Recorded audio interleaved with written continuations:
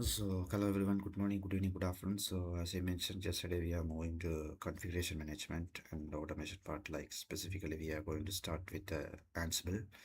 So, look like Ansible mainly used for configuration management, and yeah, so we will learn about that within a couple of minutes. So we are going to core concept of our DevOps, so like containerization, configuration management, and clusters, and also like infrastructure as a code. I think like Terraform something. So yeah, so we are going to the core concept of the DevOps, and we will start. Yeah, so maybe we will start around 4:25 today since I started early bit. Okay, so yeah, we will start 4:25 today and continue. And again, welcome to everyone. This early amazing live session. And yeah, if you have any question, please put in the chat. I will reply. Thank you.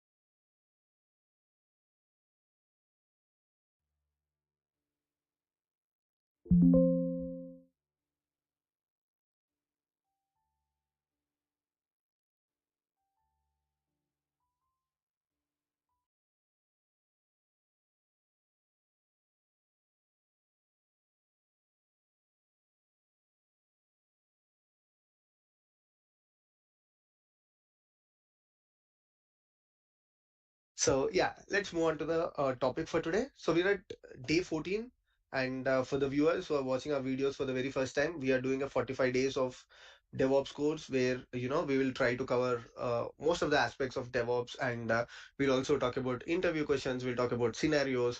We'll talk about some real-time projects which I've already done. I think in the last 13 days we did two real-time projects. One is with respect to AWS. We did one shell scripting real-time project. So going ahead, we'll also do real-time projects with Ansible, Terraform. We'll do Kubernetes, Docker, everything. Perfect. So yeah, the topic for today is configuration management. So configuration management is one of the simplest topics in DevOps. Okay, so the reason why I said it's very simple is you know unlike the other topics which include slight here are their complexities, but if you want to start learning configuration management, or even at least follow today's video and tomorrow's video that we are going to do on configuration management, I think you will definitely get a good understanding of configuration management and you'll feel pretty confident about it, right? So this is my promise. Whoever is going to watch video today and tomorrow, so tomorrow we'll do some projects on Ansible, and today's video I'm going to explain theoretically about configuration management and why Ansible is used very widely in the field of configuration management. Okay, so perfect. Configuration management. So what is it, and why is it the buzzing words in DevOps? Like you hear about CI/CD, you hear about configuration management, infrastructure management. So these are some of the common key terms that you see in almost every resume, or sorry, I mean to say almost every job description in DevOps.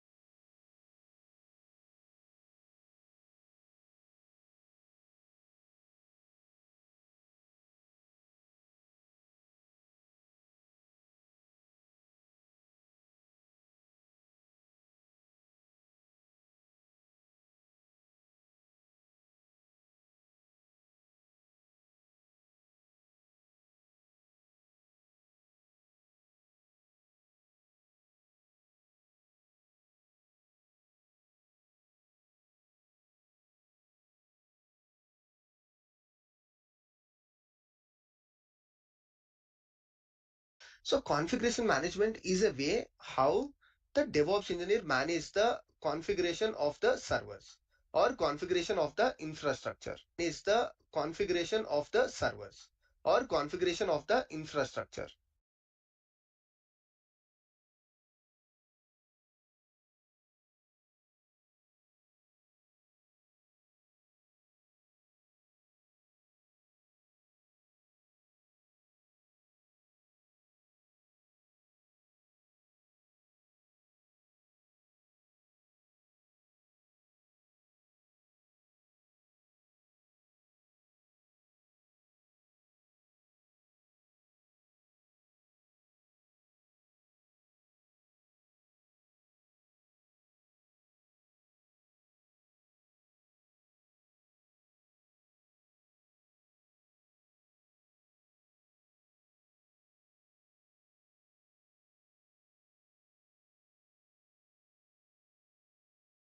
Okay.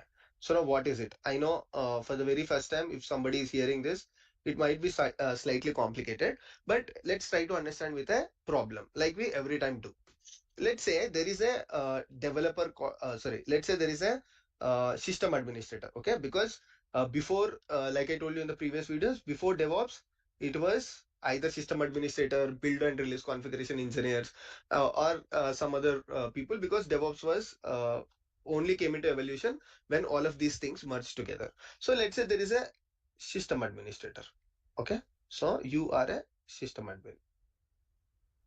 And as a system admin, your company was using on-premises server. Okay. So let's say this is a on-premises server that your company is using.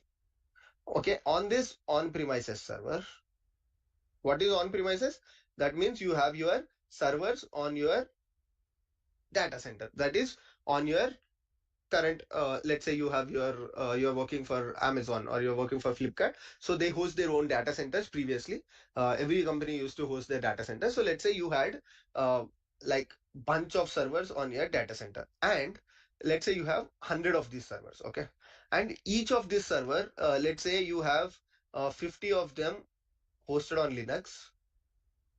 Okay.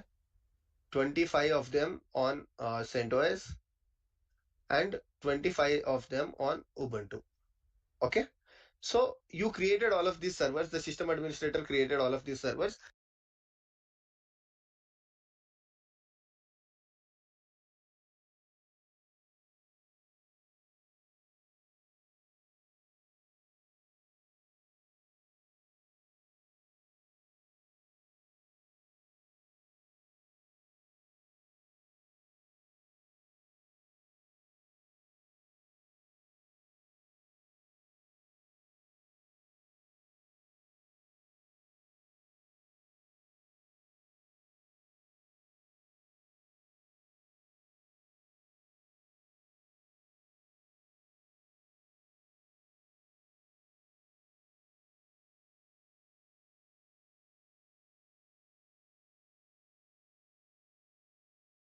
And he is center. And let's say you have 100 of these servers. Okay. And each of this server, let's say you have 50 of them hosted on Linux.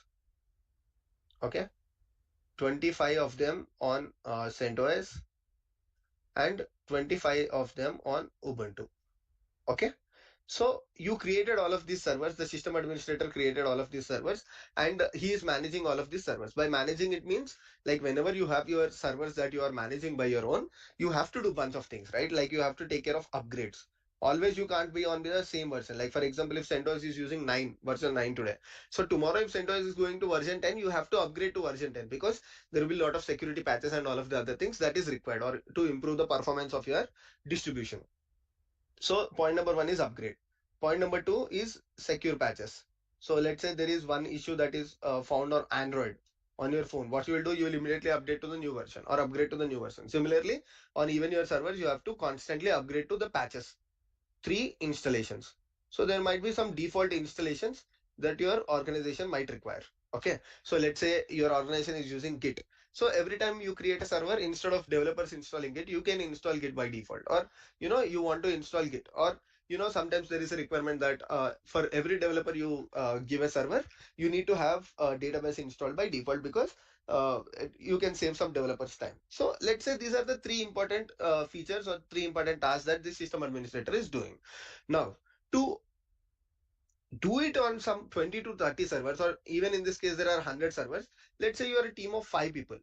Okay, even if you're a team of 5 people, so you'll find it extremely task that the system administrator is doing.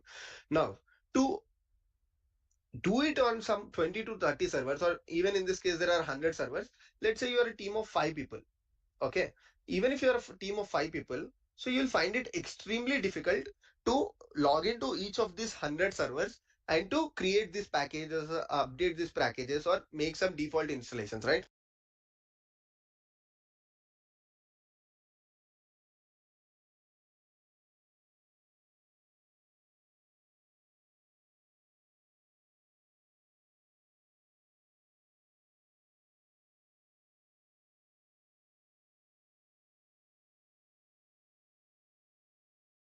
Because if you are 5 members and there are 100 servers, so each of them gets 20 servers, right? So you have to SSH to this 20 servers, or if it is a Windows box, you have to use some WinRM protocol, or you have to take some remote connection, and you have to log into this 50 or 25 Windows machines, and you have to like in this example, I mean to say this is Windows. Okay, so if you have 50 Windows, 25 CentOS, 25 Ubuntu, every time logging into each of them and creating these packages is difficult. So what was the option that previously people used to do? Okay, so now I can tell you that there are some advanced tools like Ansible or some other things. So what were these people used to do? I mean, what these people used to do was they used to write some scripts. Okay, so the scripts was basically if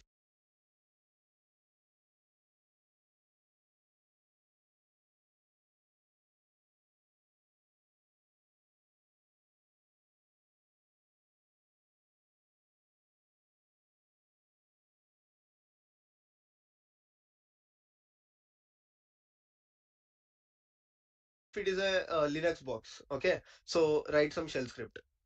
Okay, if it is a Windows, write some PowerShell. Okay, again, even in Linux, let's say if it is, for example, CentOS, the command might change. If it is Ubuntu, the command might change. If it is PowerShell, it is a different command altogether. So this was the challenge. And now we were only talking about 100 servers, right?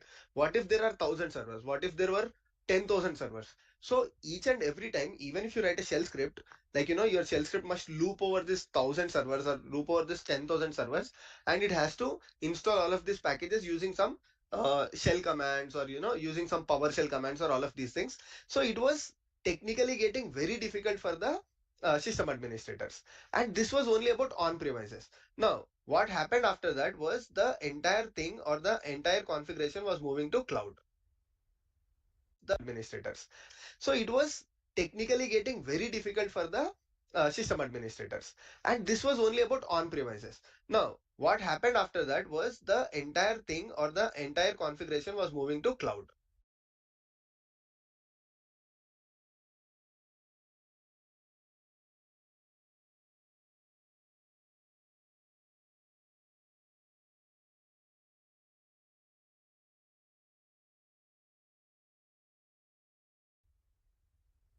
Okay, and with cloud, the number of servers that were getting created has improved or increased to 10x.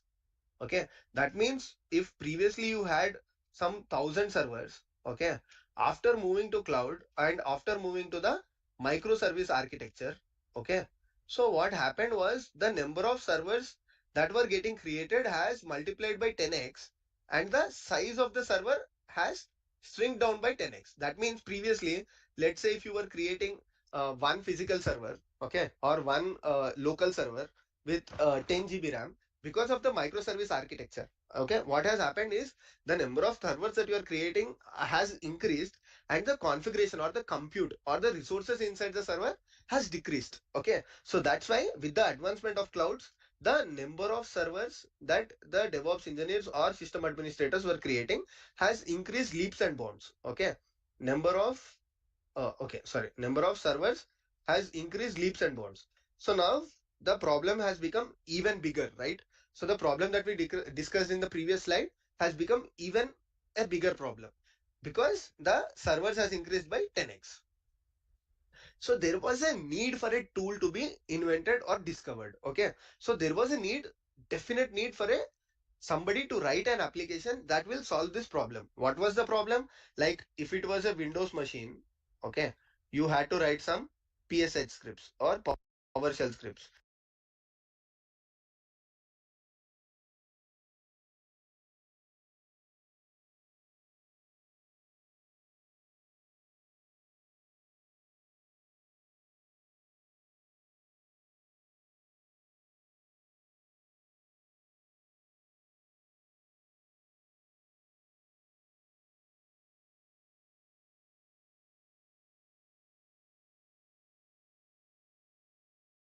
If it was a Linux box, okay, the system administrators had to write some shell scripting, and again inside that shell scripting there were clause, right? So the clause was depending upon the distribution. That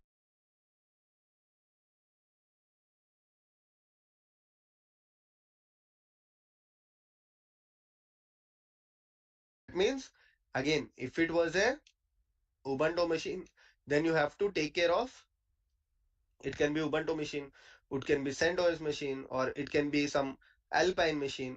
By machine, I mean to say the server has Ubuntu distribution or CentOS distribution, Alpine distribution. So again, the shell script that you are writing might work or might not work. Okay. So this was the problem. One is you had to write in multiple programming languages like shell scripting or PowerShell scripting. And again, even if you write that, the problem was that distribution was changing, or or the commands were frequently changing, so even your script might work or might not work. So to address this problem, okay, there was a tool that was invented, or there was a even before the tool there was a concept that was discovered, that is that concept called configuration management.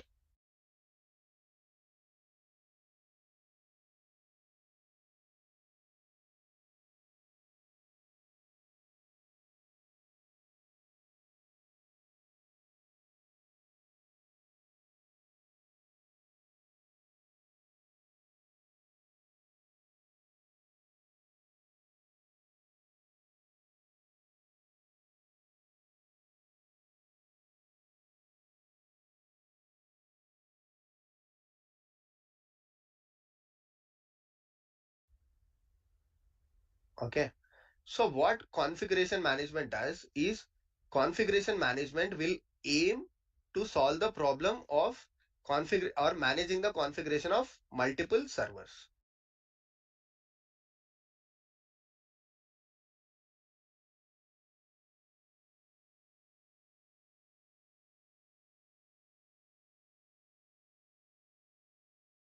Okay, does is, configuration management will aim to solve the problem of configure or managing the configuration of multiple servers.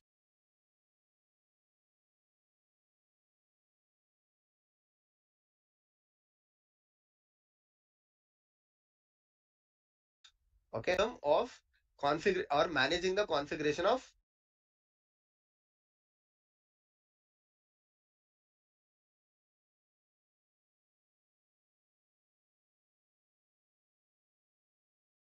multiple servers.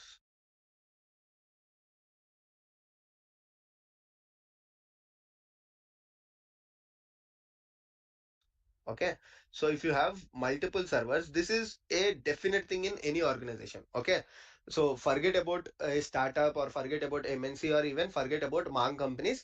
Every company these days has hundreds of servers, thousands of servers. Okay, because of the advancement of cloud microservices and everything, you have thousands of servers. So to manage these thousands of servers, the configuration of thousands of servers, there is a concept that was introduced of cloud company these days has hundreds of servers, thousands of servers. Okay, because of the advancement of cloud microservices and everything, you have thousands of servers.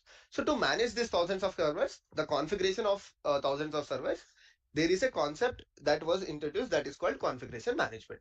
So inside configuration management, there are some very popular tools. Okay, so they are nothing but, you have Puppet, you have Chef, you have Ansible. Okay, you have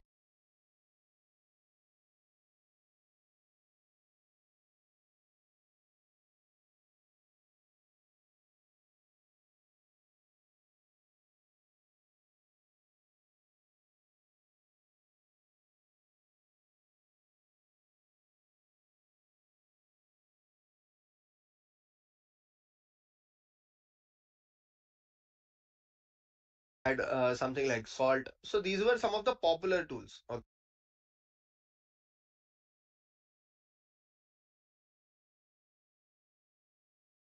Okay, in the field of configuration management. But what is the eventual winner? That is Ansible. Okay. So what I mean by winner? Okay. So by the meaning of winner, I mean to say what is most number of users or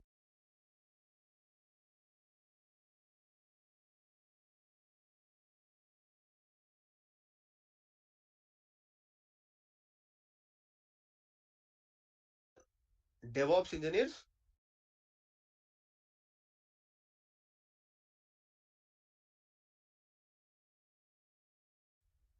which tool the most of DevOps engineers or the users found better.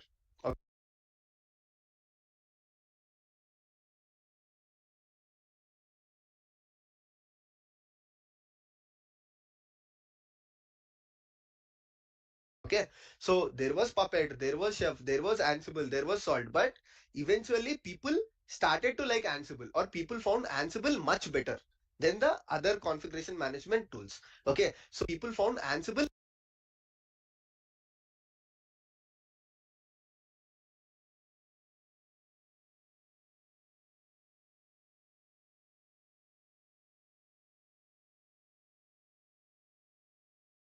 much better than the other configuration management tools. Okay, so if you are a DevOps engineer and if you go back for 6 to 7 years, I'm pretty sure everyone must have started their journey using Puppet or Chef. Okay, 6 to 7 years, I'm pretty sure everyone must have started their journey using Puppet or Chef. Okay, because Puppet or Chef was they were the first tools to implement the configuration management. So personally, I started with Puppet. And then I came to know that, okay, so Chef had some better features over Puppet. So let me move to Chef. So I have done that. After that, eventually in 2017 or sometime, I was introduced to Ansible because Ansible was a tool that was, getting that buzz, or Ansible was a tool that was gaining the popularity in 2016, 2017 times. Even it was there before, but during 2016-17, Ansible has become very popular. And, right now, Ansible is a tool that is constantly developed by people at Red Hat. Okay, so that's why it's Ansible is a tool that is constantly developed by people at Red Hat.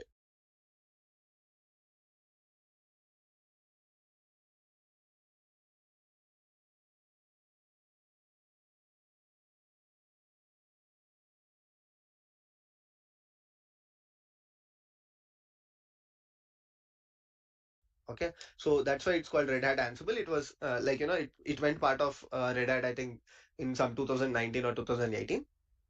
And people at Red Hat are constantly updating this Ansible modules, and now it has become a go-to tool for configuration management. Okay, so if somebody is asking me, or if you have a question that you want to start with configuration management, and if you are confused, do I have to start with Puppet, Chef, Ansible, or Salt?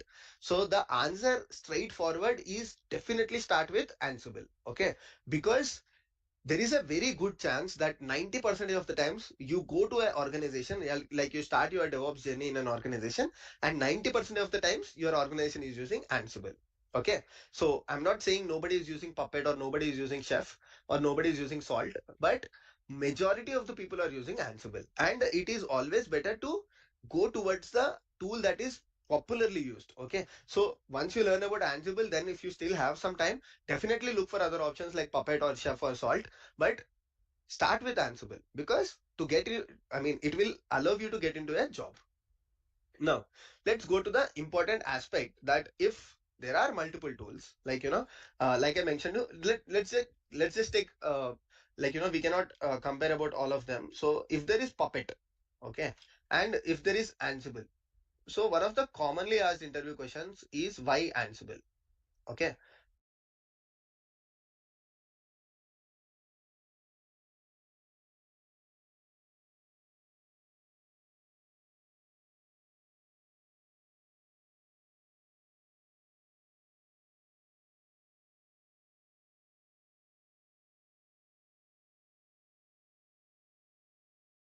so Everybody keeps asking this question, like when you have Puppet and Ansible, or when you have Chef and Ansible, why did you choose Ansible, or why Ansible is better amongst the other configuration management tools? So to answer these questions, you need to firstly understand the architecture of Puppet and architecture of Ansible. So I'm not going to explain you the deep architecture and confuse you. There is a very simple way of things. Like Puppet is a pull mechanism model, whereas Ansible is a push mechanism model.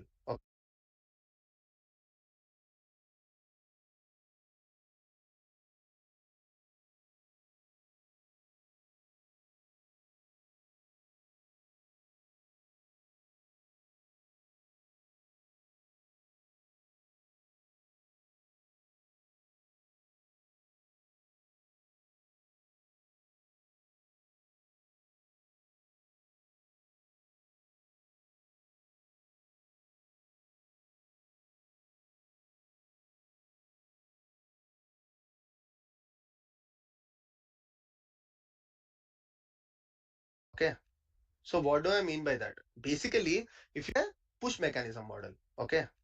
So what do I mean by that? Basically, if you are dealing things, or like if you want to install some packages, let's take example of installing packages. Okay. So there is a DevOps engineer. Okay. So I'll explain you using some scenario. Let's say there is a DevOps engineer, and this DevOps engineer manages the AWS configuration of an organization. Okay. So in this AWS, he created 10 EC2 instances. Okay. And his responsibility is to manage the configuration of this 10 EC2 instances.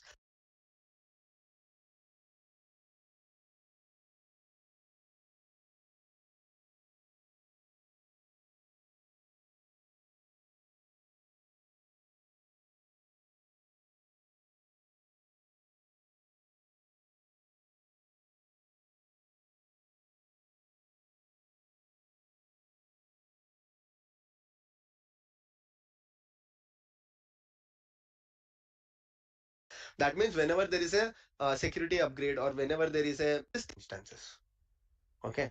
And his responsibility is to manage the configuration of this 10 EC2 instances.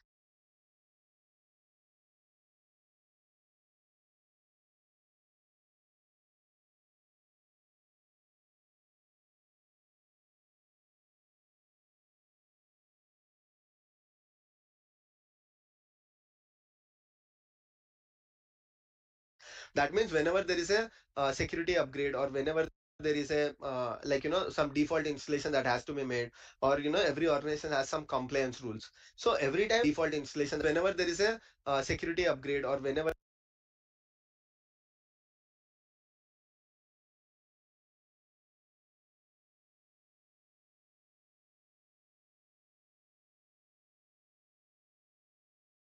there is a some default installation that has to be made.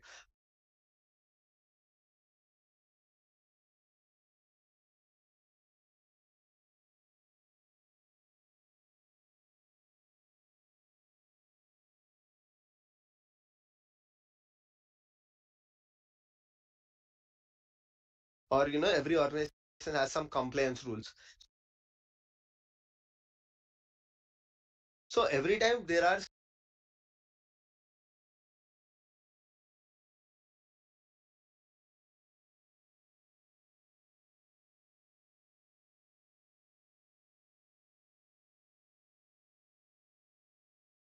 some packages that have to be monitored or changed, or should fall into the complaints, this DevOps engineer makes use of Ansible, okay, and he updates the configuration of 10 EC2 instances.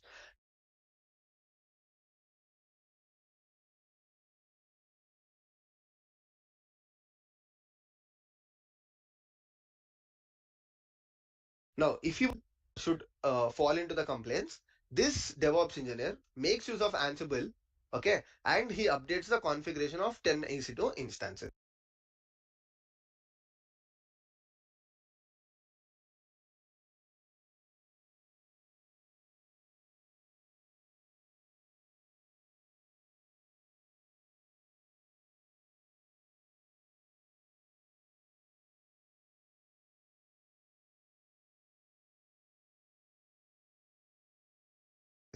Now, if he was using Puppet, so he had to do pull model. Okay, whereas if he was using Puppet, so he had to do the pull model. Okay, whereas if he is using Ansible, he has to use the push model.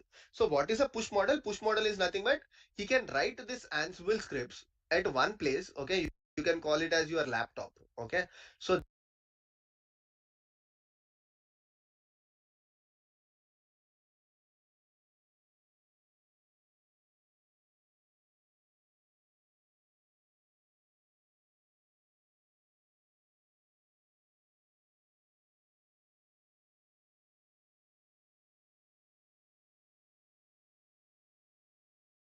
this guy can write his Ansible playbook on his laptop and he can push the configuration to 10 EC2 instances.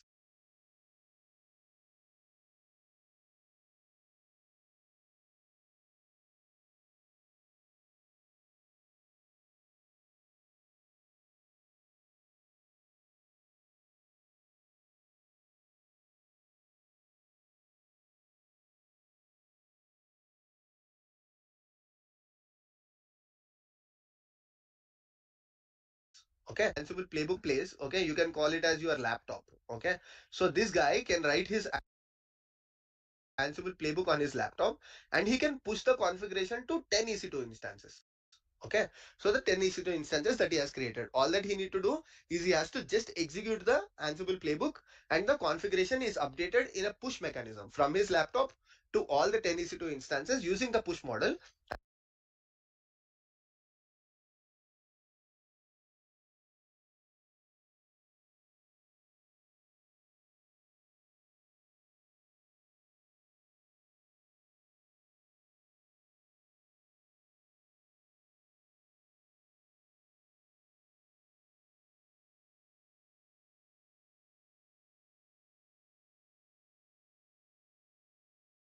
And everything is updated, right? So this is one major difference. And the other difference or the other advantage that Ansible had was Ansible uses a agentless model.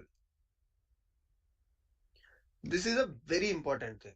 Okay, Ansible had was Ansible uses a agentless model.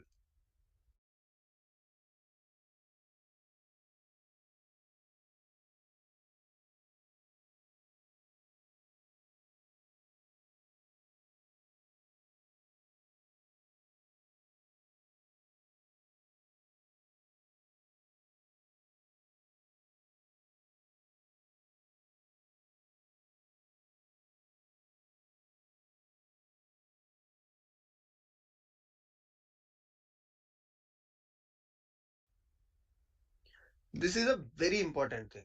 Okay, so being agentless, or what do I mean by that? That means when somebody was using Puppet, okay, so he had to follow the master slave architecture.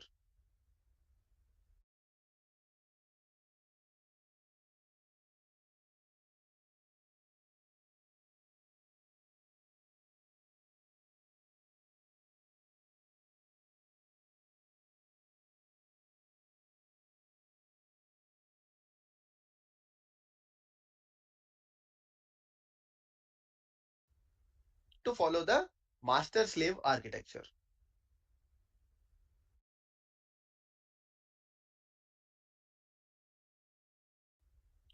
So this master slave architecture is called in different ways.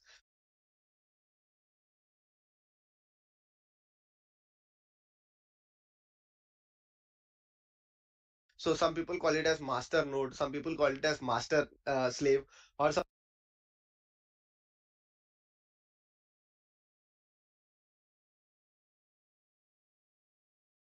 people call it as master agent. Whatever it is,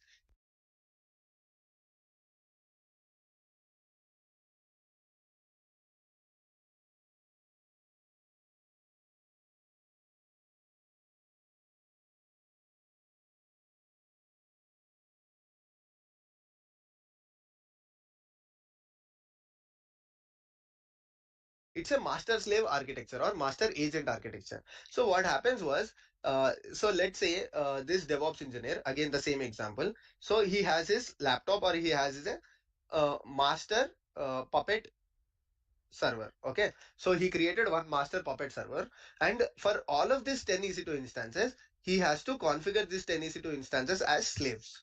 Okay, so he has to, so he created a master puppet server. Okay, so he created one master puppet server.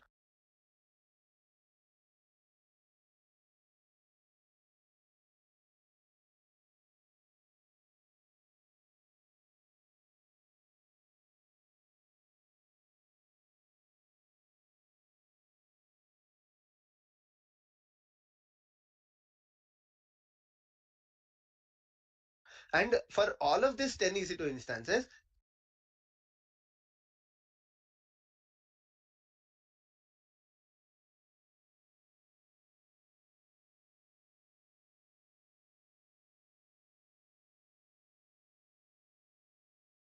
he has to configure these 10EC2 instances as slaves.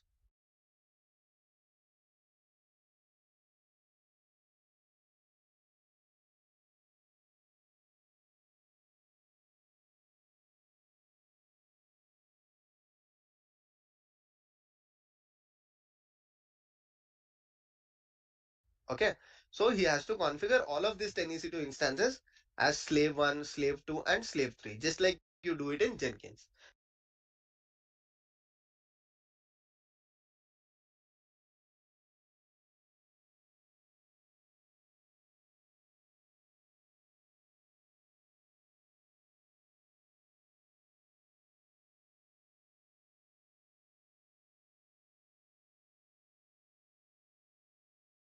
Okay, and once you are done with all of these configurations, Puppet can, make the changes on this respective EC2 instances. Whereas with Ansible, the advantage is changes on, and once you are done with all of these configurations,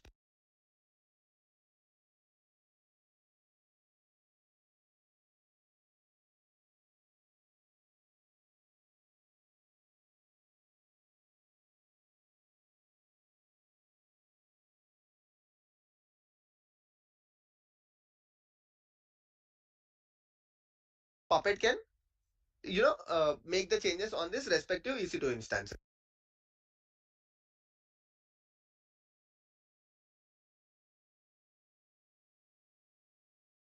Where Puppet can, just like you do it in Jenkins. Okay, and once you are done with all of these configurations, Puppet can, make the changes on this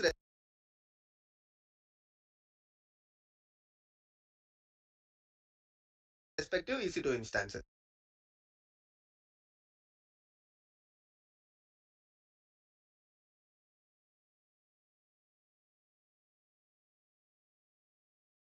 Whereas with Ansible, the advantage is that it's a agentless model. That means, you know,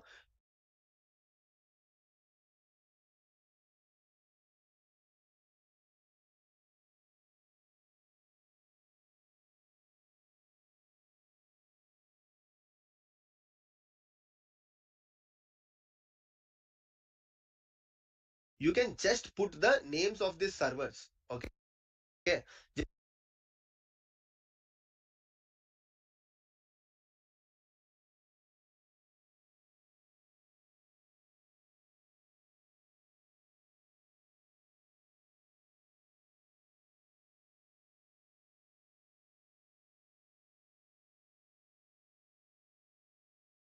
Just put the names of these servers in a file called as inventory file. Don't worry, we'll take a look at this file tomorrow and I'll also explain you in detail where is the location of this inventory file.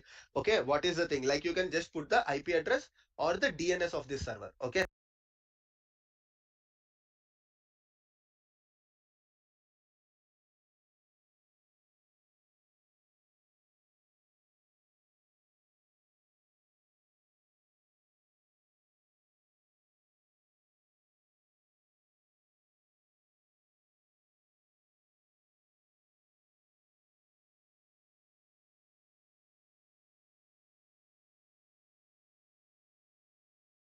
If you have resolved the DNS, you can put the DNS. The I explain you in a file called as inventory file. don't worry, we'll take a look at this file tomorrow and I'll also explain you in detail where is the location of this inventory file. Okay, what is the thing? Like you can just put the IP address or the DNS of this server. Okay, if you have resolved the DNS, you can put the DNS. If you explain you in detail where is the location of this inventory file. Okay, what is the thing? Like you can just put the IP address or the DNS of this server. Okay, if you have resolved the DNS, you can put the DNS. If you just have the IP address, you can put the IP address. And just have the passwordless authentication enabled. Okay. What is passwordless authentication? That means this master, okay, authentication enabled. Okay. What is passwordless authentication? That means this master, okay, or the laptop in which you are running your authentication. Okay. If you have resolved the DNS, you can put the DNS. If you just have the IP address, you can put the IP address. And just have the passwordless authentication enabled.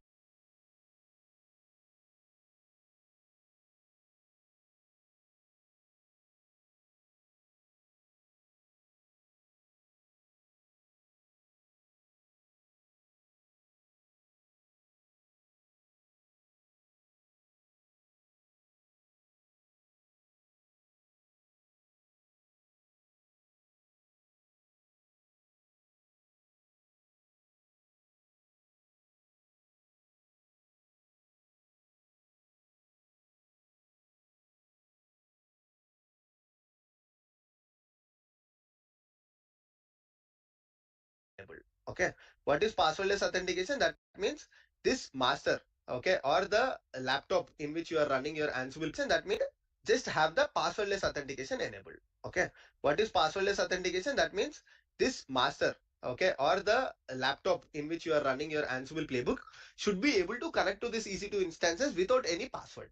Okay.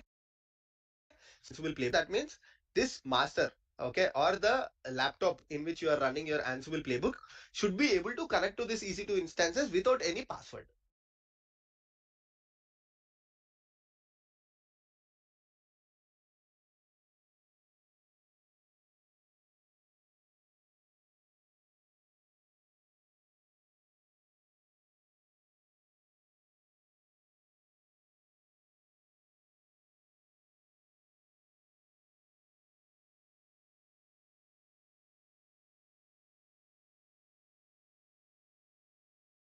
Okay, so that also I'll show you how to enable a passwordless authentication. So don't worry about these two things. One is passwordless authentication and one is the inventory file. So in general, what you have to understand is you don't have to do any configurations on your agents, or in Ansible there is no concept of agents. But just for your understanding, if you are comparing Ansible with Puppet, in Puppet you have to do some configurations on the agents. That is, you have to configure a master slave architecture. You have to there are some ways of tokens and certificates using which you always connect to the master, and once that is done, Puppet will start working. Whereas in Ansible, it is a agentless approach. That means you just have to add the IP address. Okay, even the passwordless authentication is a very simple thing. That there are some ways of tokens and certificates using which you always connect to the master, and once that is done, Puppet will start working. Whereas in Ansible, it is a agentless approach. That means you just have to add the IP address. Okay, even the passwordless authentication is a very simple thing. All that you need to do is just enable your write your Ansible write your EC2 instance IP address in the inventory file. And once you write the IP address in the inventory file, okay, it is like, click of a button, or by just running your Ansible playbook, all the configuration is updated on this 10 EC2 instances. Now, why is this important? This is very important because in this dynamic environment, or in this dynamic world, what happens is you can get, like, you can always tear down or scale up your servers at any given point of time.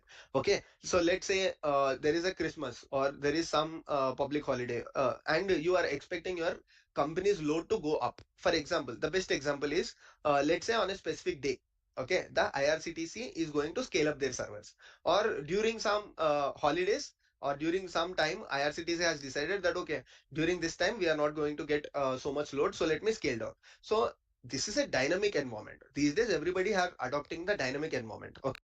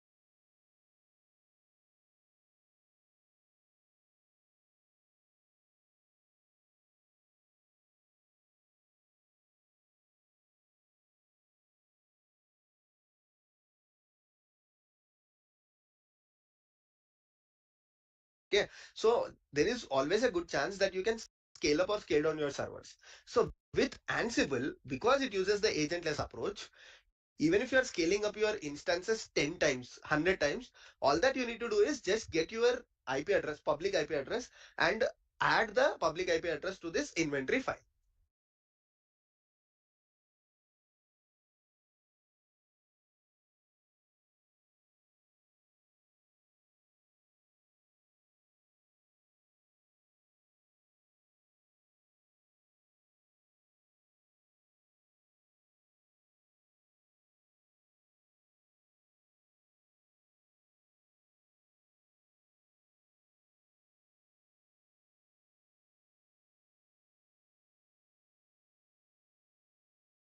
Okay, that's it. And if you have the passwordless authentication, you are good to go.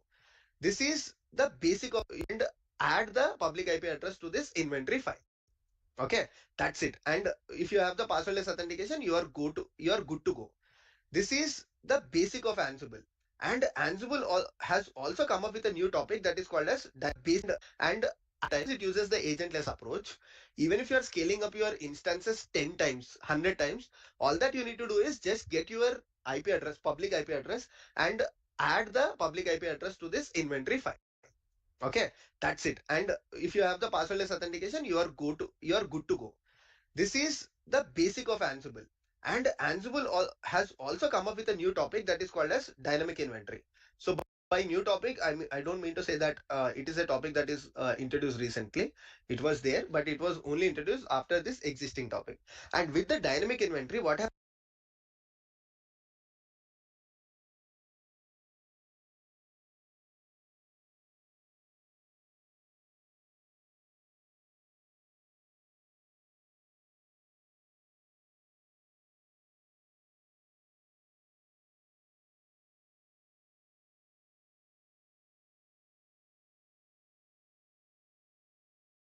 happened is Ansible will auto detect. Okay, now you don't even have to go and update your inventory file. Okay, previously you have to at least go and update your inventory file. But with the concept of dynamic inventory, what has happened is if you are creating 100 new servers in your AWS account, Ansible is capable, okay, by just making some settings or by adding some there is an INI file. I'll also show you that. So by making that changes, what you can do is you can ask Ansible that, okay, whenever a new EC2 instance is created on my AWS account in a specific region or in a specific, availability zone, directly consider it as a server that has to be managed by you. Okay, so Ansible will understand that, okay, so XYZ person has created a new server in this region and availability zone, and I am configured to understand that, okay, this new server is something that I have to manage along with the existing servers. So the world or the life of configuration management has become extremely simple using Ansible because of this agentless architecture of Ansible.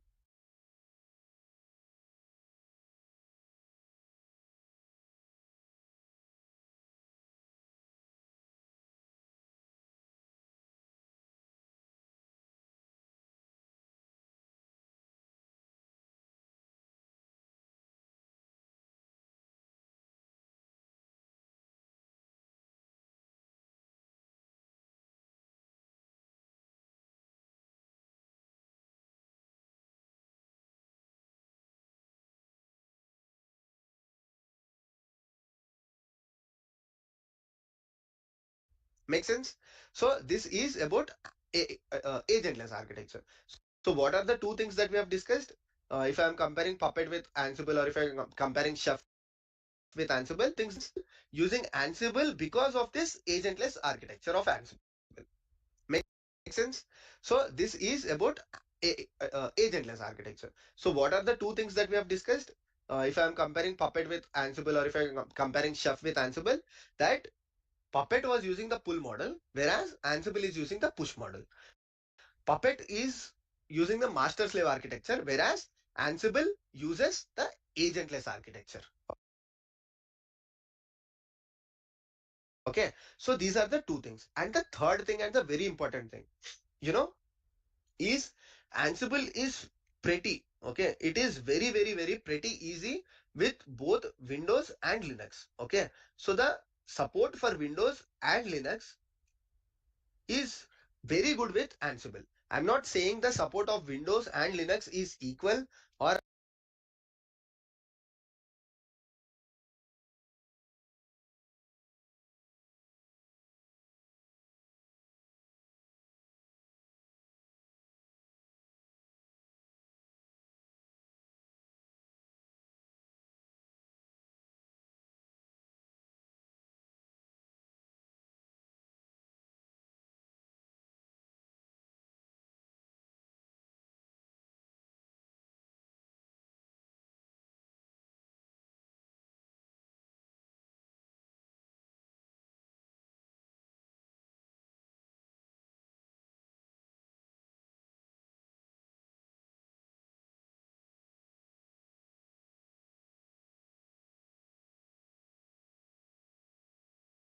I'm not saying support pretty easy is Ansible is pretty okay. It is very pretty easy with both Windows and Linux. Okay.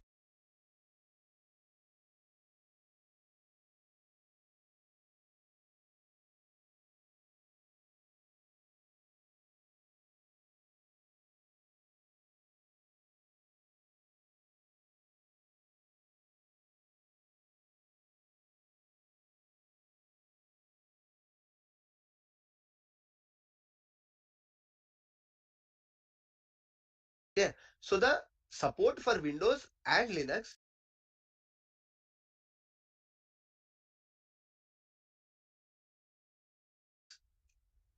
is very good with Ansible. I'm not saying the support of Windows and Linux is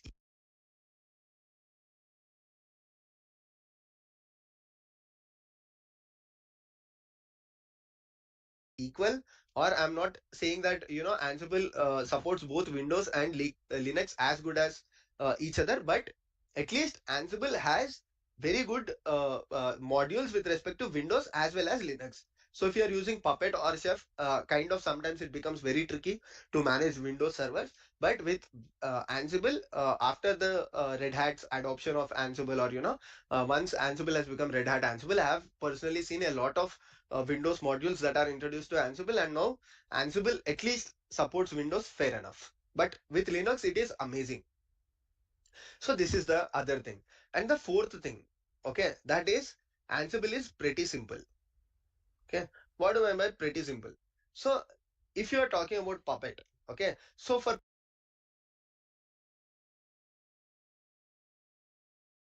Puppet you have, okay, that is Ansible is pretty simple. Okay, what do I mean by pretty simple? So if you are talking about Puppet, okay, so for Puppet you have to write your configuration files in Puppet language. Okay, so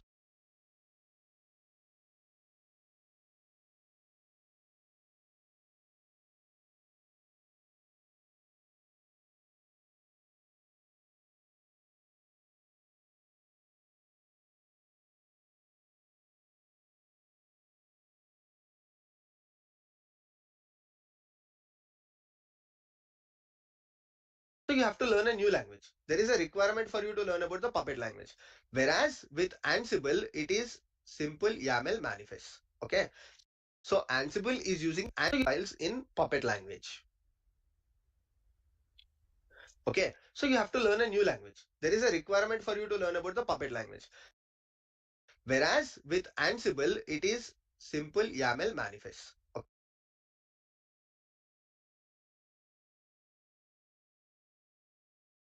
Okay, so Ansible is configuration files in Puppet language.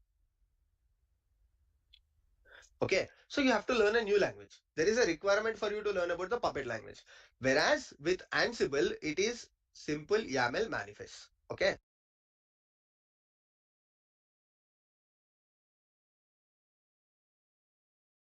so Ansible is using a global language that is understood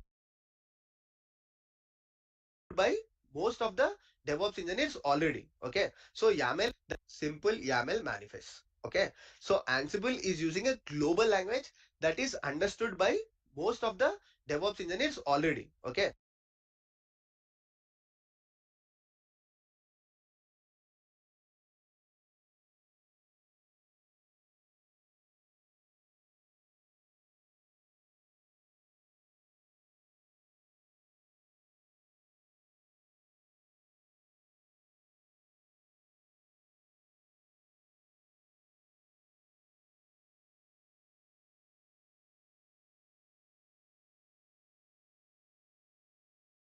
So language. There is a requirement for you to learn about the Puppet language.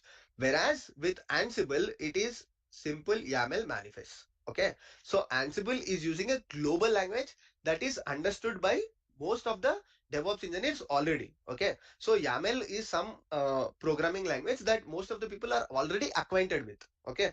And what Ansible has done is you have, Ansible has allowed the engineers to write their playbooks in the YAML manifest. Whereas in the previous case, if you are using Puppet, you have to learn something called as Puppet language. So this is a fundamental advantage, right? Whenever somebody is trying to learn any new tool, what they would do is they would look at, okay, so what programming language is this tool using?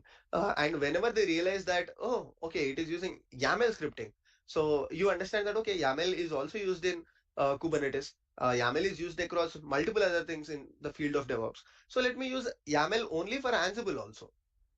So that is one of the fundamental advantage again. And so these are the four differences that we covered till now. So let me repeat. One is we talked about the pull and push model. Then we talked about the master slave architecture.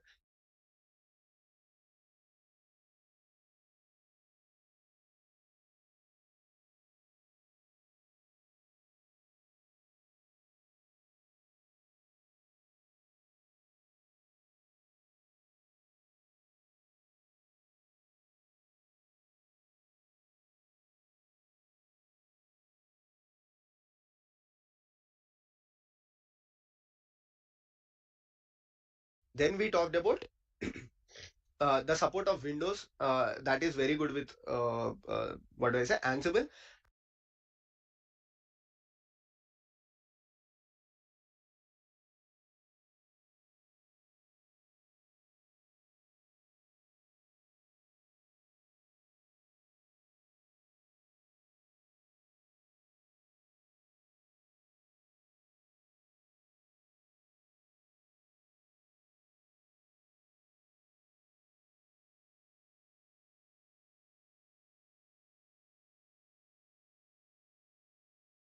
And the final thing that I covered here is that Puppet is using Puppet language, whereas with Ansible you use a simple YAML manifest.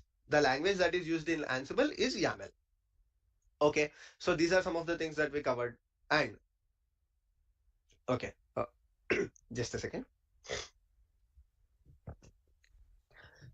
By saying that, okay, by saying that, I don't mean that Ansible does not have any disadvantages. Okay.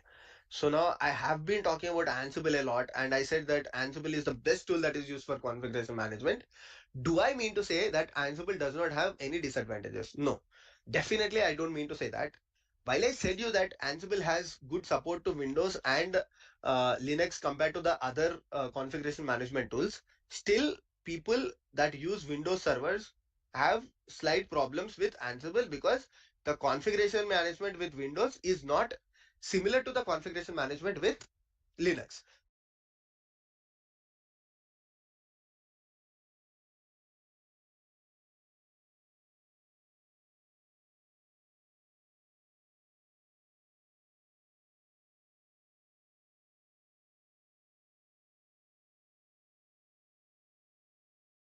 So with Windows configuration management tools, still and Linux compared to the other configuration management tools, still people that use Windows servers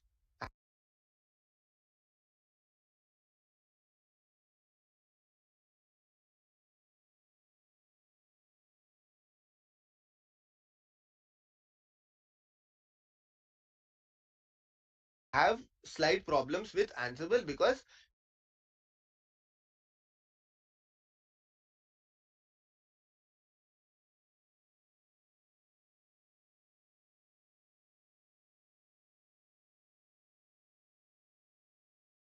the configuration management with Windows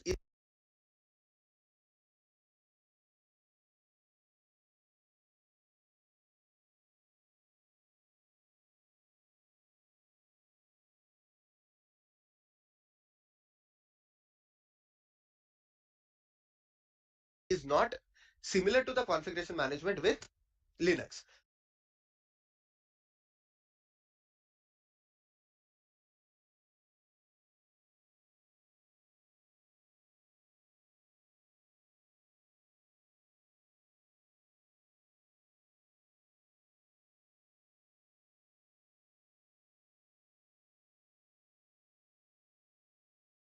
So with Windows, like you find it slightly difficult even when you have advanced Ansible modules.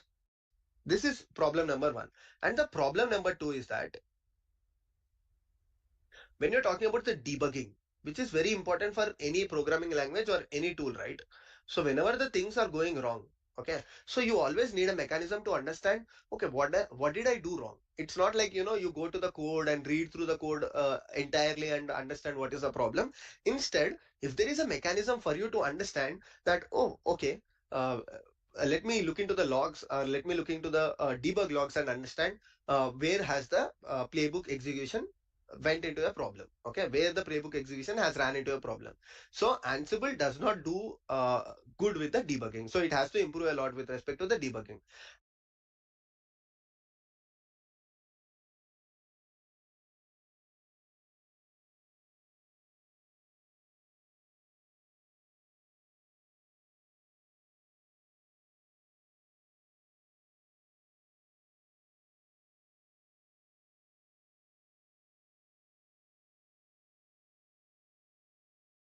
And to debug logs and understand where has the playbook execution went into a problem,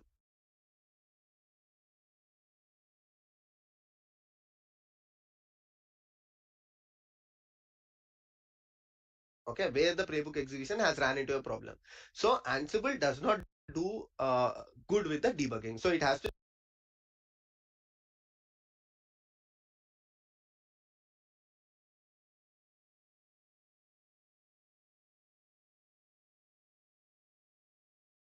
improve a lot with them.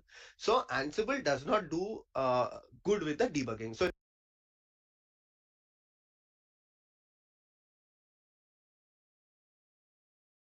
it has to improve a lot with respect to the debugging. And there are also some issues with the performance of Ansible, okay. I'm not saying that the again, I'm not saying that all the three above things are bad with Ansible, but these are the areas where Ansible can improve.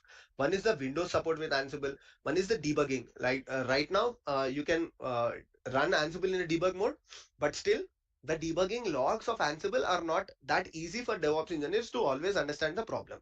And then there is some issue with the performance of Ansible.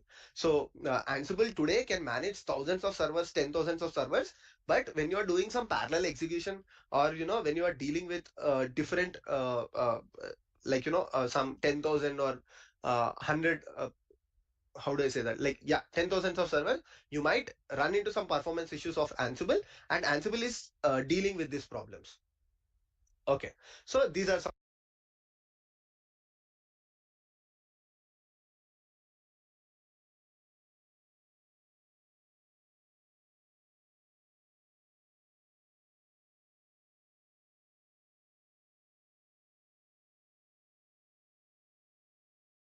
of the things. And say that doing some parallel execution, or when you are dealing with different like some 10,000 or 100 how do I say that? Like, yeah, 10,000s of servers, you might run into some performance issues of Ansible, and Ansible is dealing with these problems. Okay, so these are some of the things. And one advantage that I forgot to mention with respect to Ansible was you can write your own Ansible modules. Okay, so Ansible is basically written in Python.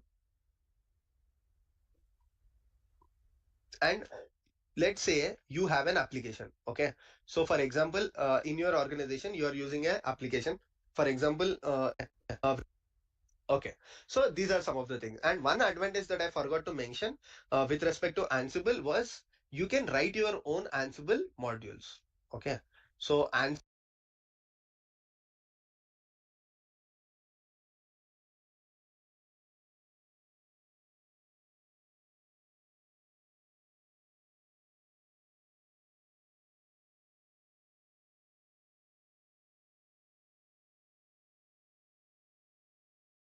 Ansible is basically written in Python.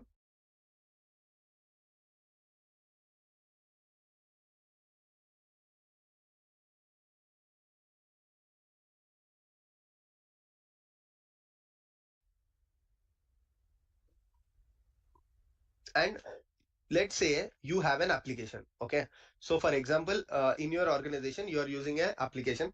For example, let's say you have FI load balancer or Nginx load balancer. Okay, so you can definitely write your Ansible modules for these things where any developer across different organizations. Okay, for example, in your organization owns FI load balancer, or your organization has some XYZ load balancer.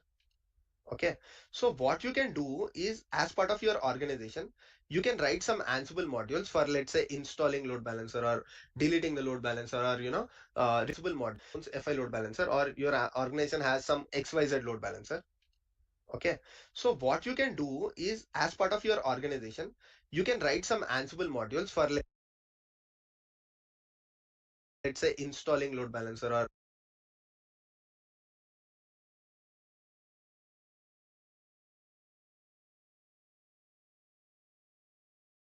deleting the load balancer, or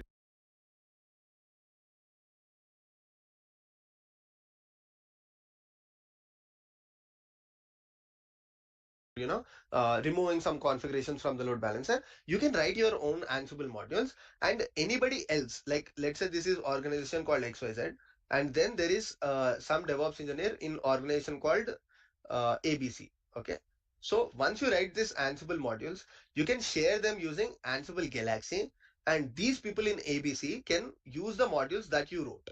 Okay,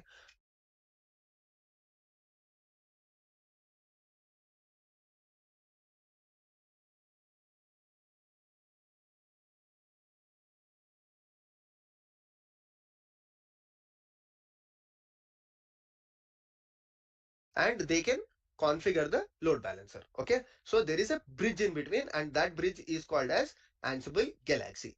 Okay, the modules that you wrote. Okay, and they can configure the load balancer. Okay, so there is a bridge in between, and that bridge is called as Ansible Galaxy.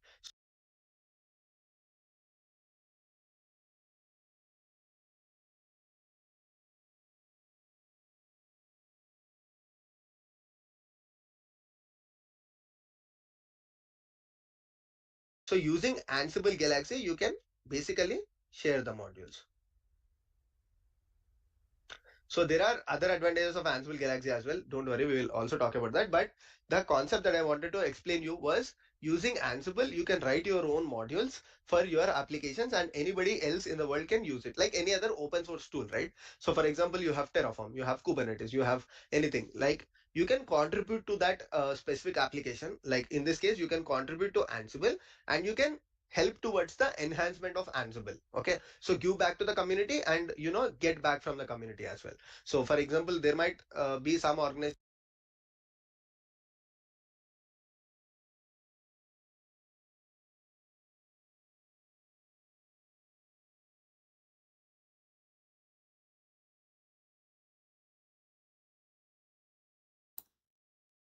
So as I completed my first block, as I mentioned, today we are going to start like Ansible. So Ansible is a configuration management tool. So you might wonder what is configuration management.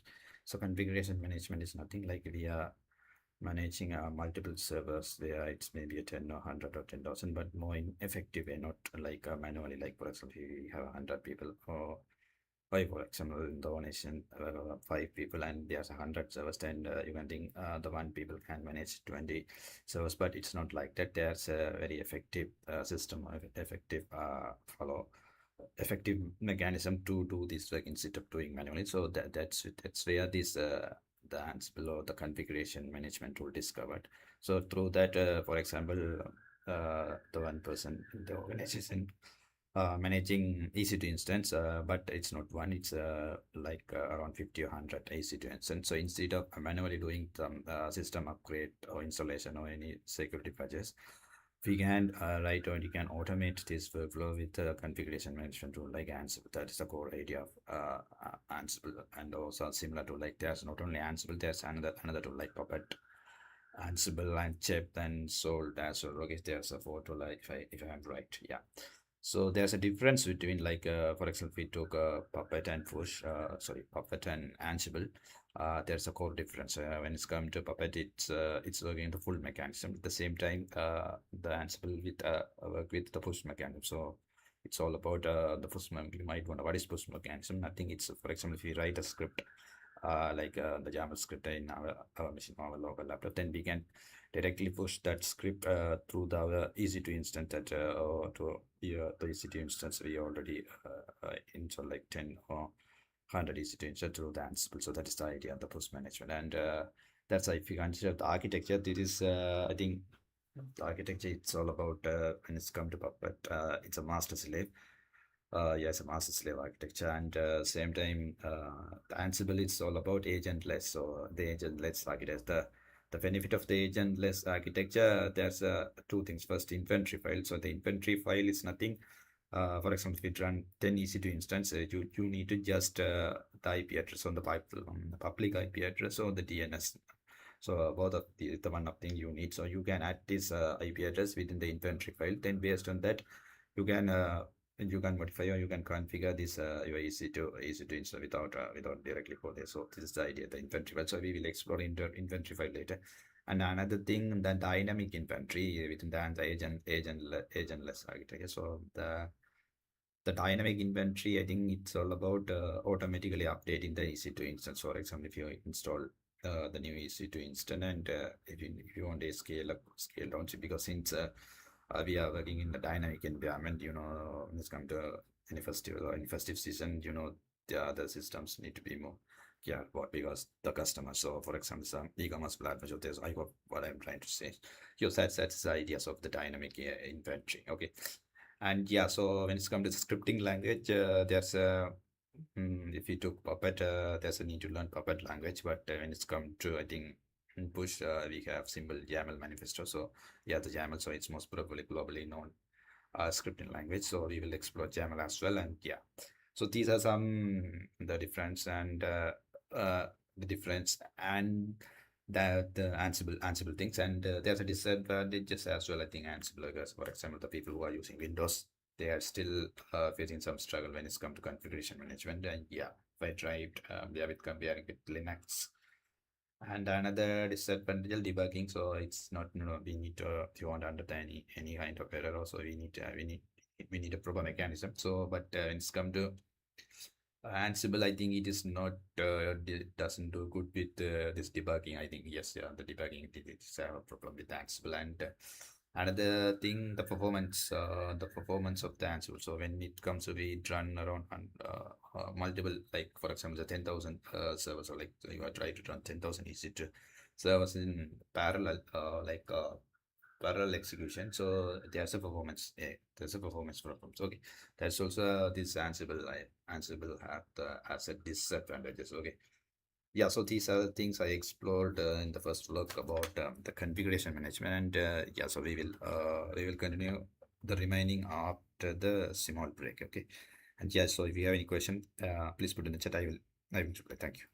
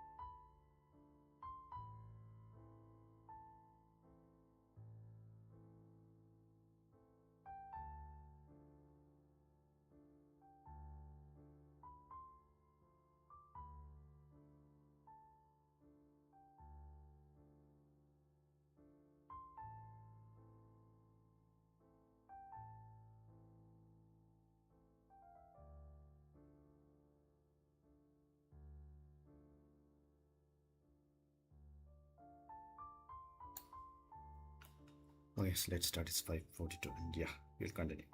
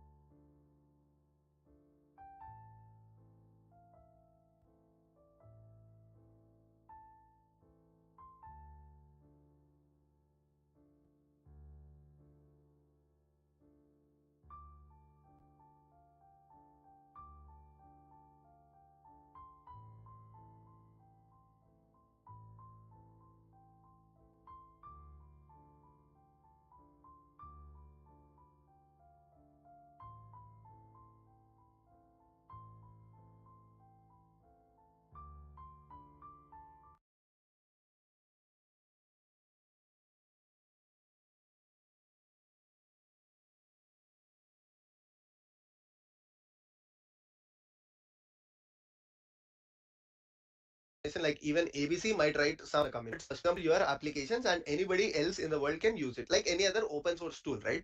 So for example, you have Terraform, you have Kubernetes, you have anything like you can contribute to that specific application. Like in this case, you can contribute to Ansible and you can help towards the enhancement of Ansible. Okay, so give back to the community and get back from the community as well. So for example, there might be some organization like even ABC might write some Ansible module that XYZ might use, or XYZ might write an Ansible module that ABC might use. Okay, so sharing is always possible with Ansible. You can always support towards the enhancement of Ansible. So these are some of the key concepts, and let's talk about some interview questions before we go to tomorrow. So tomorrow, like I told you, that I'll explain you in detail practically how Ansible works. So we'll do a live project. I'll show you how to write an Ansible playbook, what is the structure of Ansible playbook.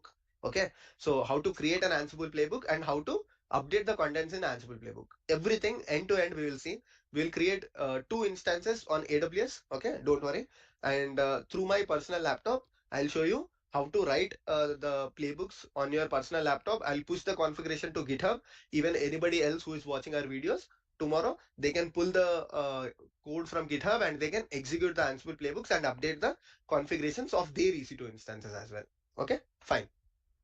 So no, this is the thing. So now let me talk about some Ansible interview questions. Don't worry, I already had I already have 18 most asked Ansible interview questions on my channel. So if you are looking for 18 most asked interview questions, okay, but if you are looking for Ansible interview questions with answer, don't worry. Go and search for this video on my YouTube channel and you will find some interesting Ansible interview questions and their answers, which are most commonly asked. I'll also try to put that link in the description. You can check for it. Okay. So what are some of the interview questions till the topics that we have discussed? One is, one of the common interview questions is, people ask,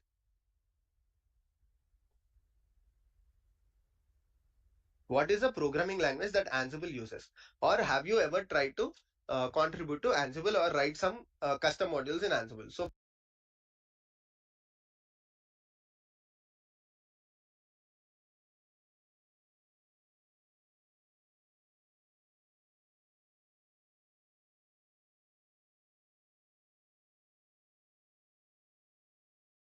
for that, you will say that Python is a programming language which Ansible is using. And, you can write your own models using Python and contribute to the Ansible. And if you wrote any custom modules, you can talk about it. If not, you can directly say that there was no requirement, but because I'm comfortable with Python, I can always write a module whenever it is required. And then the question is, does Ansible support Linux and Windows or only Linux?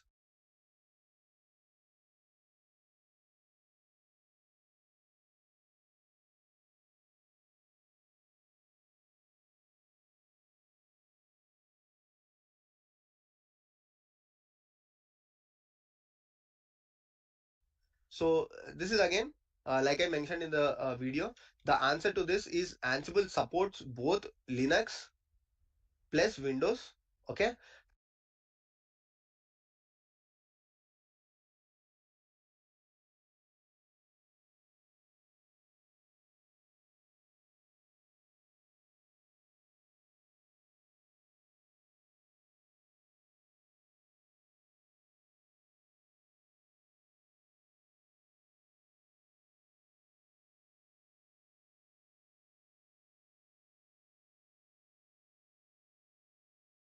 And how does it support is for Linux, it uses a protocol called SSH.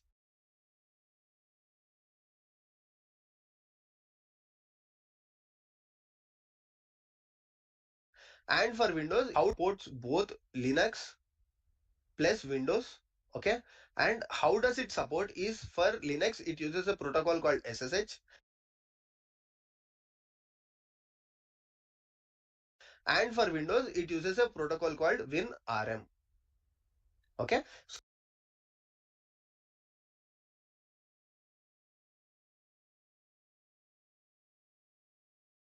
So WinRM is a protocol that Ansible uses to connect to Windows.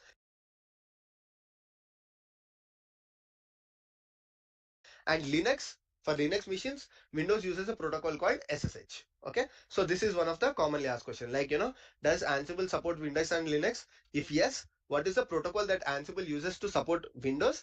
And what is the protocol that Ansible uses to support Linux? So I explained both of them in one single answer for you. So this is question number one. This is question number two. So today, because I did not cover a practical scenario, I'm only talking about interview questions that you can understand at this point of time. In tomorrow's video, we will cover more interview questions, and tomorrow's video is going to be a bit lengthy. That's a alert for you, whoever is going to watch tomorrow's video. Just be sure that video is going to be slightly lengthy because we are going to do project, and we are also going to talk about some interview questions. Perfect. And now the question number three is definitely interviewers will be keen to understand what is the difference between Puppet versus Ansible, or the question can vary. What is the difference between Chef and Ansible?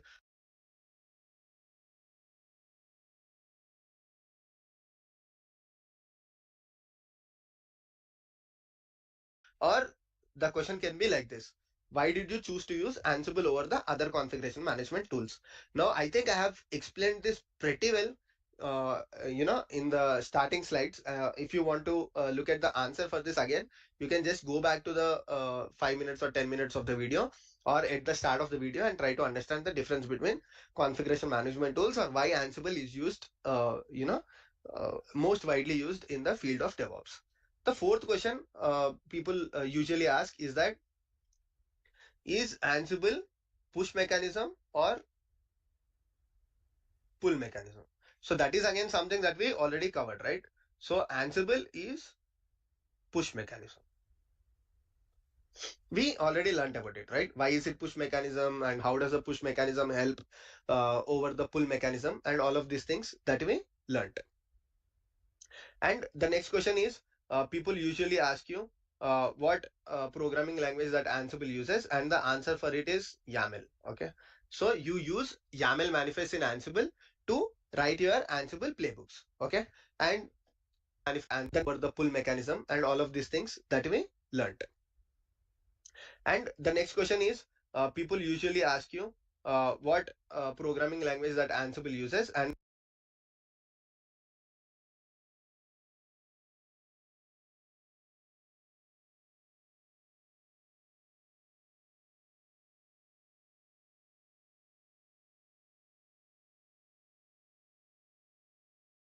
the answer for it is YAML. Okay, so you use YAML manifest in Ansible to write your Ansible playbooks. Okay, and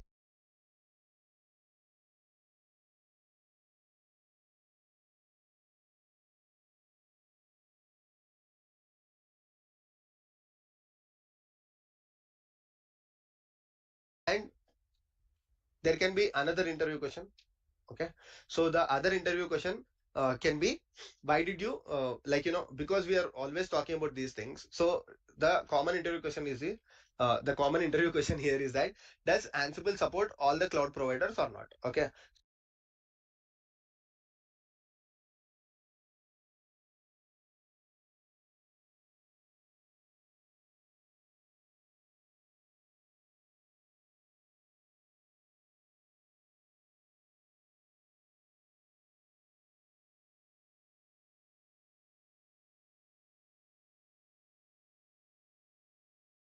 so today you have AWS. Okay, today you have Azure and GCP. So this is not at all a tricky question, and the answer to it is very simple. So you have to answer that. For Ansible, it does not matter about the cloud provider. What matters to the Ansible is that your public IP address, okay, do you have SSH enabled to this machine, and is the SSH for this machine is allowed to access from your Ansible host or from your laptop. Let's say you're writing Ansible playbooks or executing your Ansible playbooks on your laptop. So the only thing that is required is this machine has to be publicly accessible, or at least there should be SSH connection that is allowed from your Ansible machine. Okay.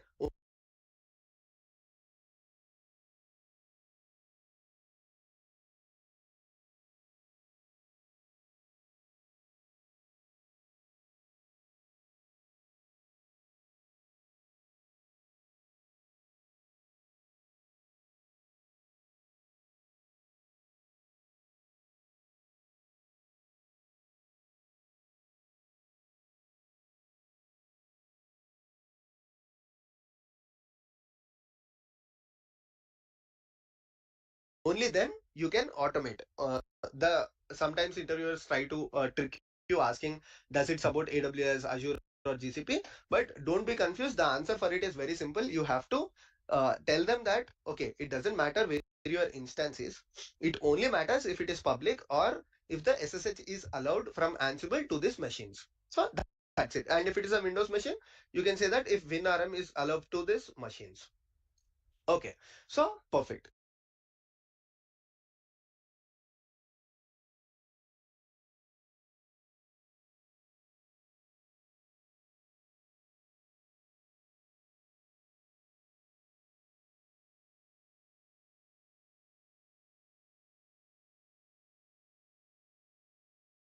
So these are the 6 interview questions, and in tomorrow's video, like I told you, we'll learn about more interview questions,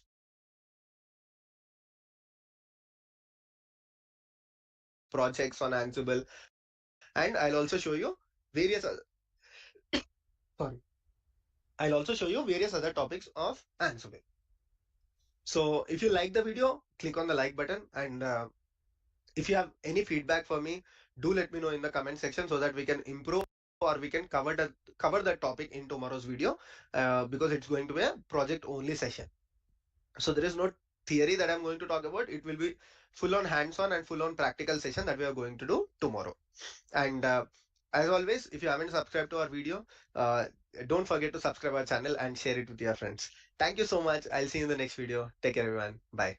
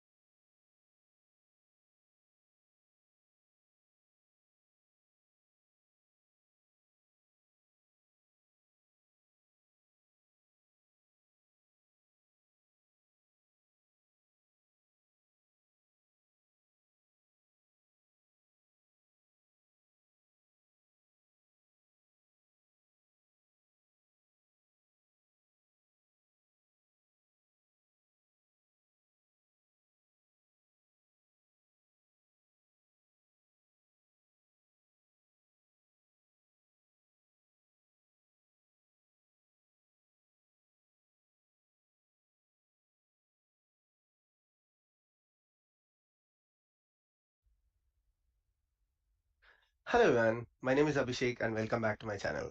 So today we are at day 15 of our complete DevOps course. So in the previous class, that is day 14, we talked about the theory of configuration management, what is configuration management, why Ansible has become a key player. We tried to compare it with Puppet, and we talked about various other things as well regarding Ansible. So it was completely a theoretical discussion, and today's topic we'll try to cover the practical knowledge of Ansible. Perfect. So let's start from the basics, right from the basics. So what I've done is I just created an EC2 instance.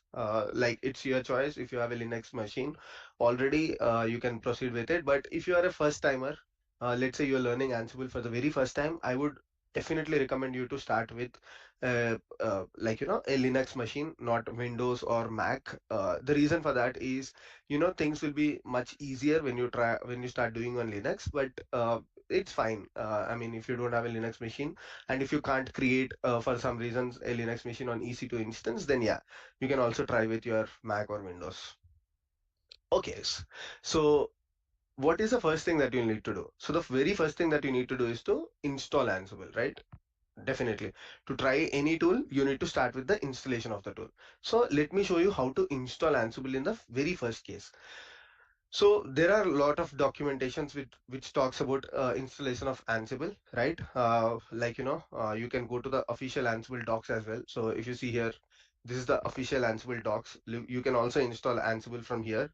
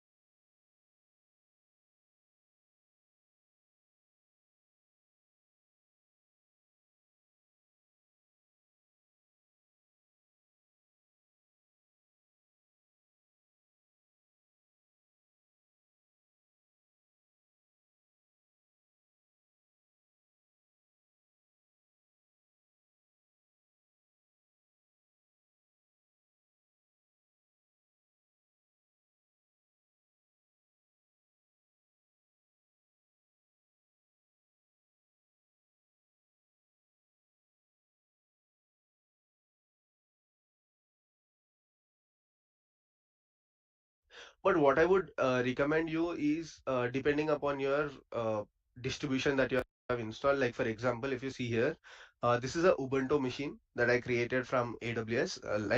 This is a EC2 instance that I launched. So similarly, like you might have launched a CentOS one or any other thing. So it comes with a default package manager, right? So for example, in terms of Ubuntu, I get apt. So what you can typically do is start with sudo apt update. Okay, sudo is because for running any apt commands, you would need root privileges. So that's why you have to prefix it with sudo. So sudo apt update. Okay, as you do that, your all the packages will be updated. So this is something that you have to definitely do for the first time as you install your EC2 instance. So once you do it, okay,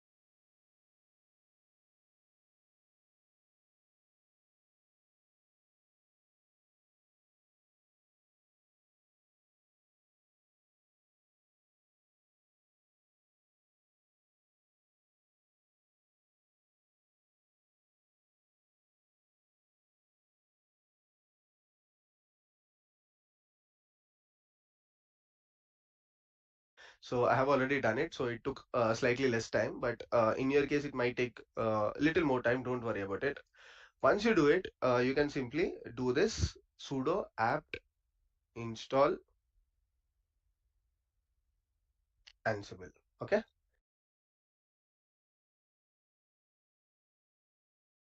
So this will install Ansible for you. In my case, like I told you, it is already installed.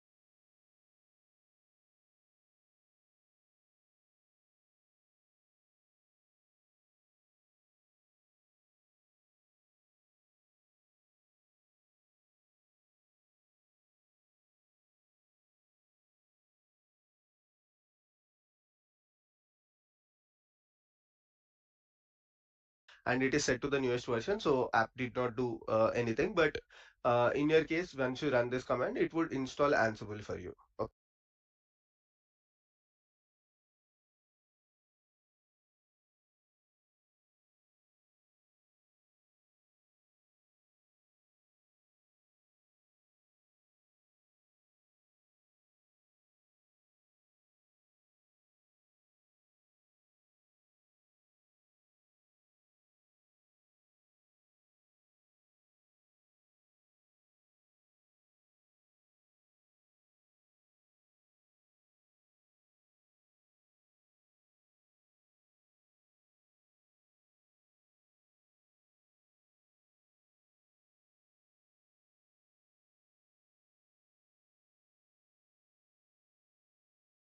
Okay, isn't it so simple?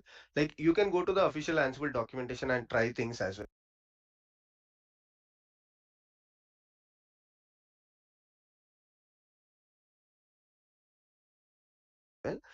But like I told you, sometimes it becomes tricky because this documentation is a very generic one. So how does it do it? Basically installs Python for you, then it installs pip for you, and using pip it installs Ansible.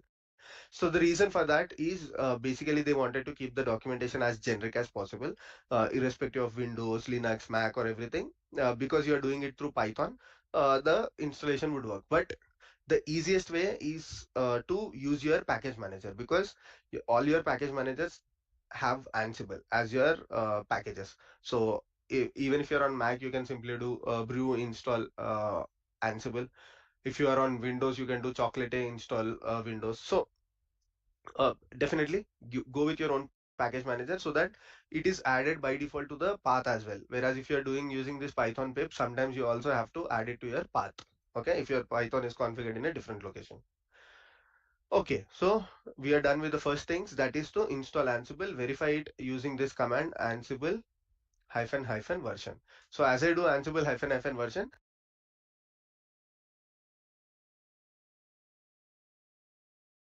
you can clearly see that it mentions that Ansible is properly installed.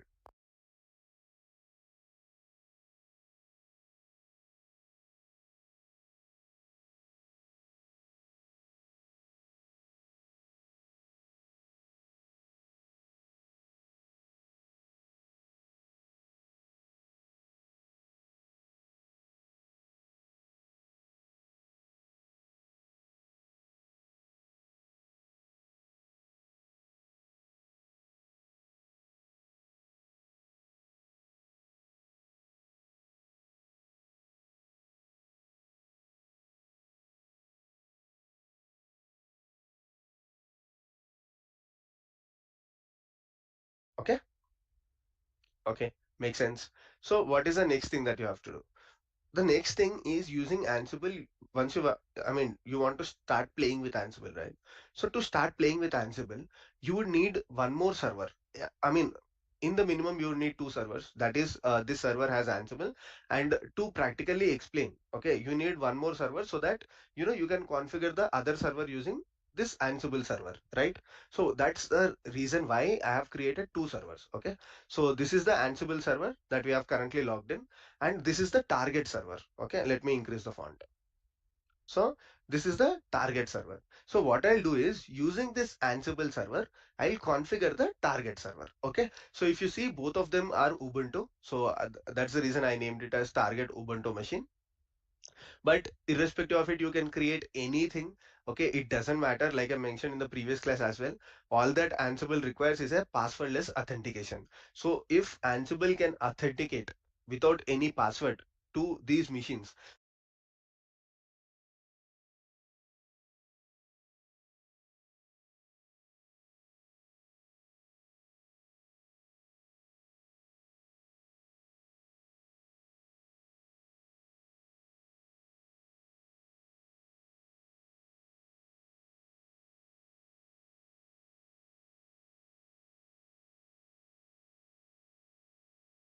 so but irrespective of it, you can create anything. Okay, it doesn't matter, like I mentioned in the previous class as well. All that Ansible requires is a passwordless authentication.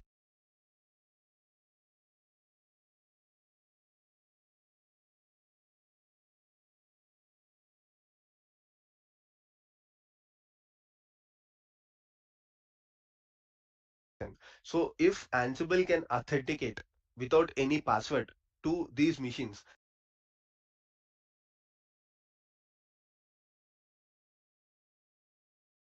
so Ansible can do anything. Okay,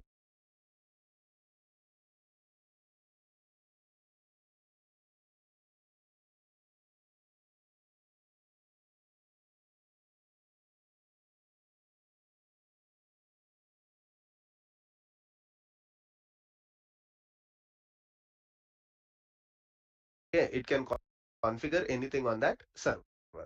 Okay, so I have two servers. Now, firstly, I'll show you how to set up passwordless authentication, right? Because as I told you, the prerequisite is Ansible should be able to communicate this server without any password.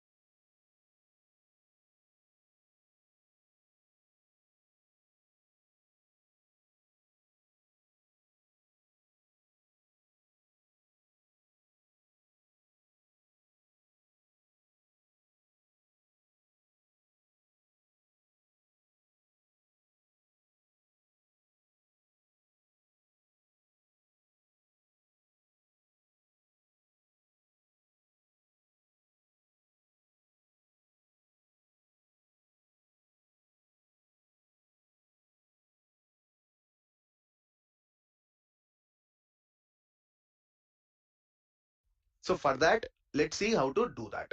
Okay. No, firstly, I'll show you how to set up passwordless authentication, right? Because as I told you, the prerequisite is Ansible should be able to communicate this server without any password. So for that, let's see how to do that. Okay.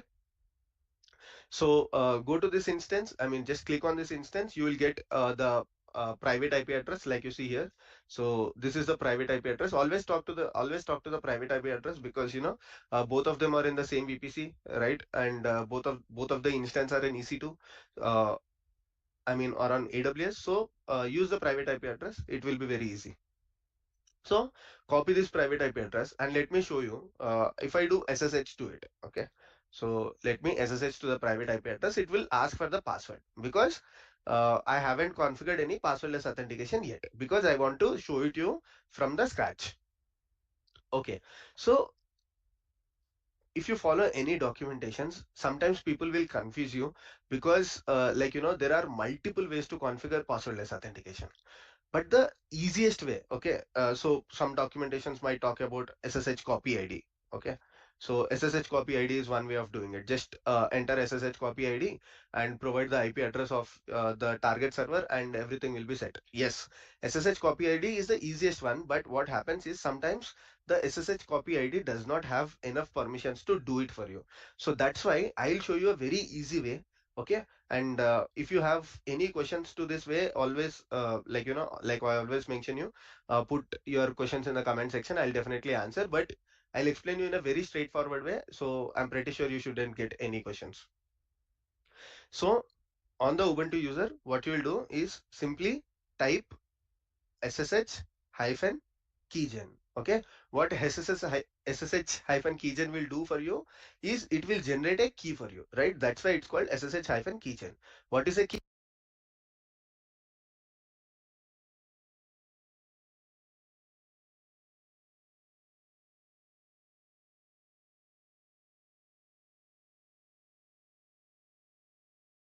It will generate a public private IP. Okay, so that means it will create a public key and it will create a private key. So is it asking? It is asking, is this location fine? Home ubuntu.ssh id rsa. Yeah, it's okay for me. It says that you already have something. Can I overwrite? No problem. Okay. In your case, you might not have it already. Okay. Then enter. So what happens is once you do this, there is a set of files that is your public key, private key, known host file that is stored in this specific location. So this directory gets created and there are bunch of files that are stored in this directory. Okay, so /home/ubuntu.ssh. So how are these things created? Basically these things are created using the command called ssh-keygen. Okay, so you can enter ssh-keygen on your machine and after that you get id rsa pub.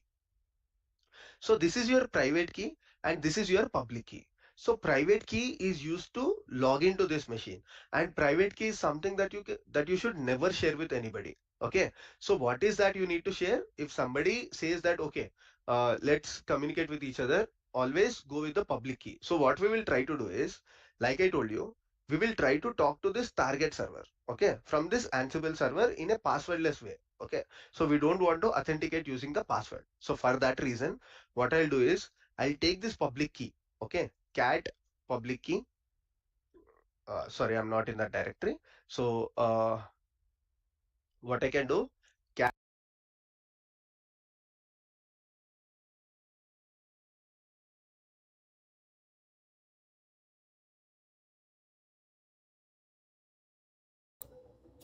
So guys, and as I mentioned, this blog we are going to complete the theoretical part. Actually, I already completed theoretical part of Ansible and understand Ansible, what is it, and different types of different tools for use configuration management like Ansible, Puppet, and Chip and Salt. So, and why Ansible is popular among other tools and the advantages plus disadvantages things have we already explored. So now we are going to move to practical part. So the practical I did I already installed Ansible to my Ubuntu WSL terminal since I'm using Windows. So I set up Windows subsystem for Linux in my laptop. So yeah, so actually I plan to continue tomorrow morning because since we need another server, so for that server I plan to create my second server as a EC2 instance in my AWS. So and I'm not start today, so because since we need to work at full continually, so since it's almost plus around 6:40, yeah.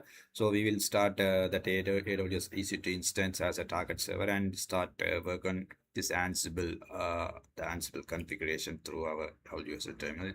Since there are some passwordless authentication and using SSH enabled way, so we need to explore these things as well. And yeah, we will continue tomorrow morning again. And those who are joining this early morning live stream, thank you so much and continually encouraging me. And yeah, so we will continue tomorrow morning. Thank you. And if you have any question, please put in the chat. I will reply. I will be available next 2-3 minutes. Thank you.